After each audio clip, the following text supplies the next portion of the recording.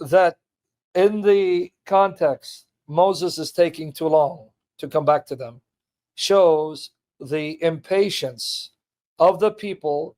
Instead of waiting patiently for Moses to return with instructions from God, they wanted some other God to then deliver them and bring them into the promised land because of their impatience and hastiness. Mm-hmm.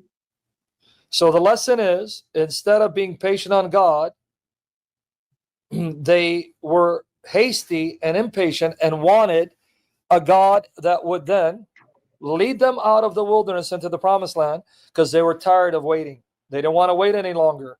Hurry up already. He's taking too long. You know what? Forget about him. Let's go. Here, let this cow bring us out. Let him be our God. Now, why would they fashion a golden calf? Because one of the gods in Egypt that they would have been exposed to is the god Apis. Apis is the bull god.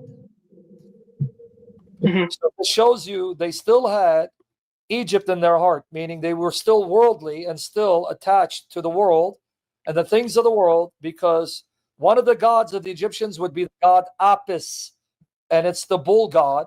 So then, because of their time in Egypt, remembering the god Apis, they fashioned a golden calf, which would have been mimicking the pagan god Apis of the Egyptians, saying, let this God lead us into the promised land because we don't want to wait in the wilderness anymore.